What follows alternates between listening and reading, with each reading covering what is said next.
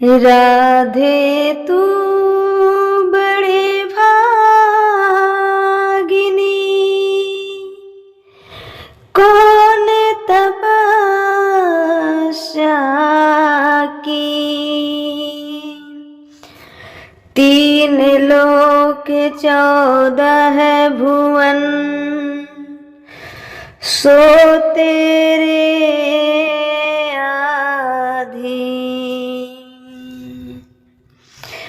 राधा मेरी मात है, पिता मेरे घनश्याम। इन दोनों के चरणों में मेरा कोटि कोटि प्रणाम, मेरा कोटि कोटि प्रणाम। प्रेम से बोलिए श्री भागवत जी भगवान की जय। श्री कृष्ण कन्हैया लाल की जय। श्री राधे सरकार की जय। जय जय श्री सीताराम, जय जय श्री राधे। प्रिय भक्तों, आप सभी का स्वागत है। आप सभी का जीवन आनंदमय हो, खुशियों से भरा रहे। आप सबकी हर इच्छा भागवत जी पूरी करें। इन्हीं शुभकामनाओं के साथ मैं कथा में आगे बढ़ूंगी। जैसा कि कल की कथा में आपने सुना कि भगवान को अपने साथ में लेकर चलना सीख लीजिए कि भगवान हमारे साथ हैं। जैसे वासुदेव जी इन्हें जब भगवान को लेकर चले तो वासुदेव जी के पांव की बेड़ियां खुल गई, हाथों की हथकड़ियां खुल गई, सारे पहरेदार सो गए और वासुदेव जी महाराज बड़े प्रेम से भगवान को लेकर चल पड़े। तो जो भगवान को साथ में लेकर चल पड़ता है ना, उसकी सारी बाधाएं कट जाती है, मिट जाती है।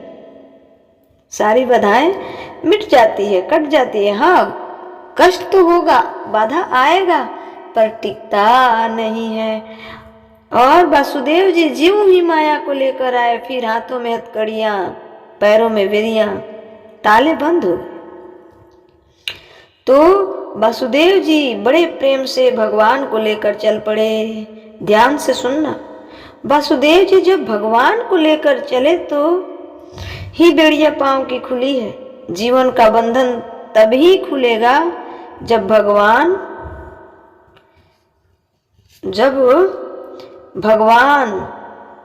के चरणों में अपने आप को समर्पण कर देंगे।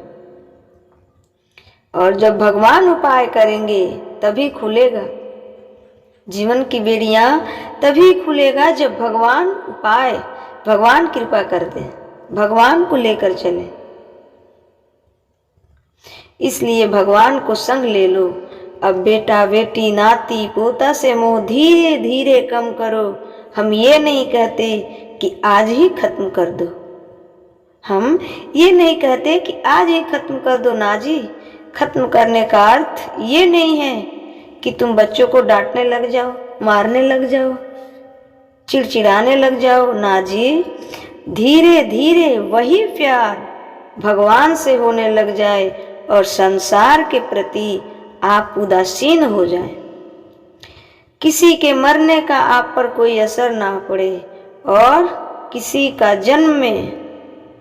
जन्मे का कोई आप पर असर ना पड़े। किसी का हानि का आप पर कोई प्रभाव ना पड़े, ना किसी के लाभ का आप पर कोई प्रभाव पड़े। किसी के कोई थप्पड़ का प्रभाव पड़े, ना किसी के स्तुति का प्रभाव पड़े, कोई प्रभाव ना पड़े। जब ये स्थिति आ जाएगी, लिख के कहूंगी कि कि ये स्थिति आ गई तो इसी जन्म में तुम्हें भगवान का दर्शन हो जाएगा। यही है महान स्थिति, यही है महान स्थिति। कहाँ तक जाना है हमें? हमें यहाँ तक पहुँचना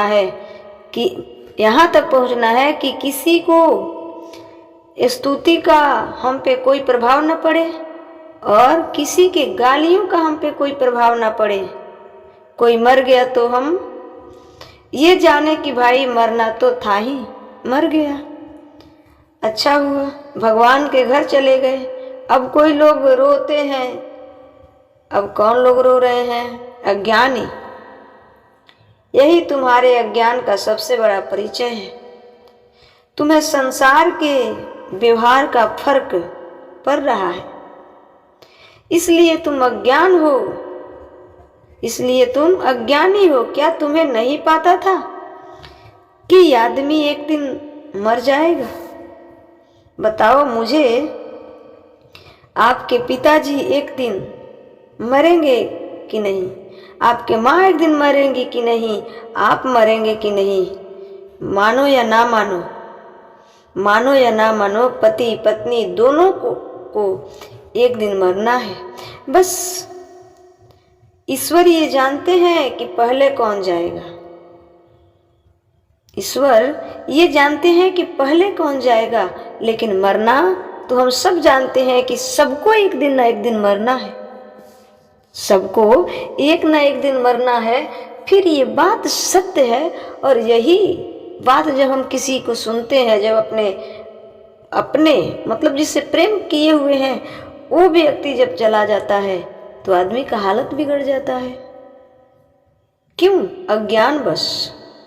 जहां मान लीजिए खुश नहीं हो सकते हैं, शोक तो होगा ही, परंतु हम सब जानते हैं कि हम भी मरेंगे, आप भी मरेंगे। फिर इस बात पर इतना गहरा शोक क्यों हो जाता है? क्यों होता है? अज्ञान बस। इसलिए कमर कस के रखना, एक दिन तुम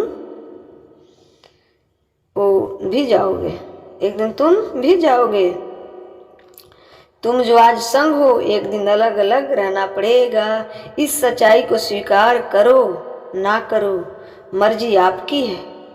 पर आखिरी सत्य यही है कि तुम दोनों पति पत्नी में एक दिन तुम दोनों में से कोई नहीं रहेगा, कोई नहीं रहेगा। और फिर वो दिन भी आएगा जब तुम भी नहीं रहोगे, तुम दोनों भी नहीं रहोगे। इसलिए तो किस किस के मरने पर आप रोएंगे? किस किस के मरने पर आप रोएंगे? बताओ मुझे।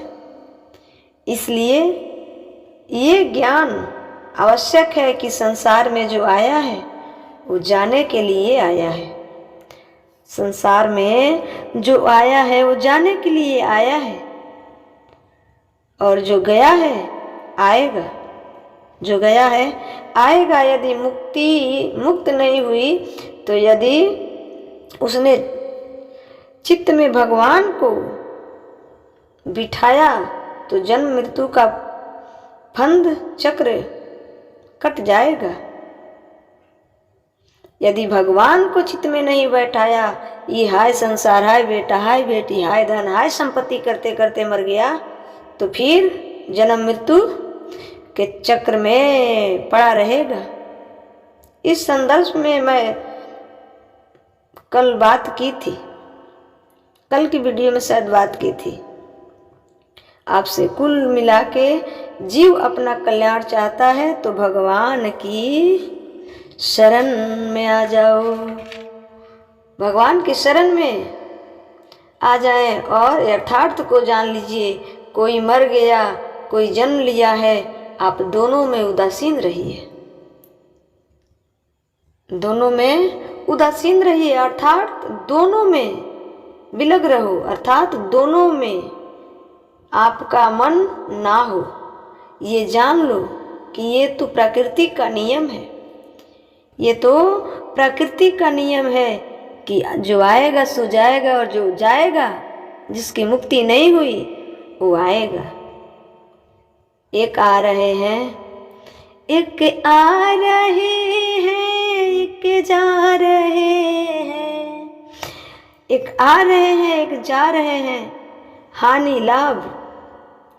आप लोग परेशान हो जाते हैं, आप लोग परेशान हो जाते हैं, हे भगवान मेरा नुकसान हो गया बहुत, 2 लाख का नुकसान हो गया। क्यों जी? तुम्हारे रोने से नुकसान की भरपाई हो जाएगी? तुम्हारे रोने से नुकसान की भरपाई हो जाएगी क्या? तुम्हें नहीं पता था कि ये ईश्वर के हाथ में 6 चीज है? ईश्वर के हाथ में ये 6 चीज है, परमात्मा के हाथ में है। गिन लो 6 चीज, गिन लो, हम गिना रहे हैं। ये कभी किसी के हाथ में नहीं हुई। हानि लाभ, जीवन मरण, यश अपजस। हानि लाभ 2, जीवन मरण 4, यश अपजस। 6 चीजें ईश्वर के हाथ में है। कौन कौन सी? हानि लाभ, जीवन मरण, यश अपजस। कितनी हानि होगी हमें पता नहीं है।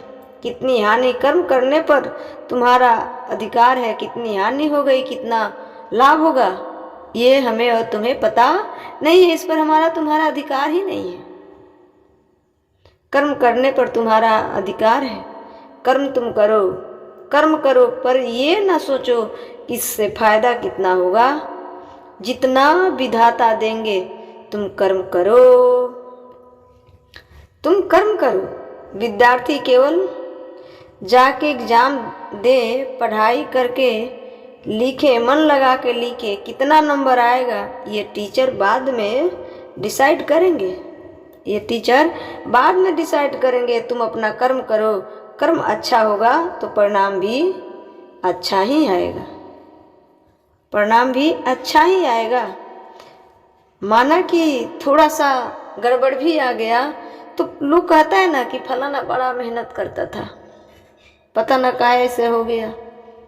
अरे उससे बड़ा होने वाला है, तुम और मन लगाकर मेहनत करो ना, कर्म करो ना। अब कर्म ना करो और परिणाम में ही दृष्टि जमाए रखो कि हमारी ये एग्जाम का रिजल्ट बढ़िया आना चाहिए, तो क्या रिजल्ट आ जाएगा? परिणाम में दृष्टि रखो तो परिणाम क्या आएगा? कर्म तो तुमने किया नहीं। इसलिए गीता में लिखा है कि कर्म करने पर तेरा अधिकार है। कर्मण्येवाधिकारस्ते मा फलेषु कदाचन।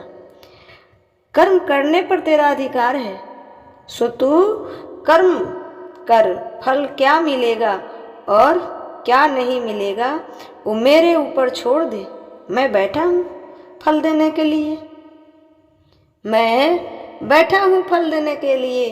इसलिए हानि और लाभ तुम्हारे बस की नहीं है। हानि और लाभ तुम्हारे बस की नहीं है, तुम्हारे हाथ की नहीं है, ठीक है। और आप लोग काहे डिप्रेशन में होते हैं? क्यों डिप्रेशन में चले जाते हैं? ये सोच सोच के हमारा बड़ा नुकसान हो गया है। यही ना सोच के आदमी डिप्रेशन में चल जाता है कि हमने इतना मेहनत किया, हमारा रिजल्ट बढ़िया नहीं आया। आज के ज़माने में हम अपने युवा भाई बहनों के लिए कह रहे हैं कि जब रिजल्ट बढ़िया नहीं आता है ना तो आत्महत्या लोग कर लेता है, सुसाइड कर लेता है। क्यों? क्योंकि हमने इतना मेहनत किया, हमारा मेहनत के हिसाब से रिजल्ट नहीं आया। अरे भाई आएगा, आज नहीं तो कल आएगा, और ज़्यादा मेहनत करो ना।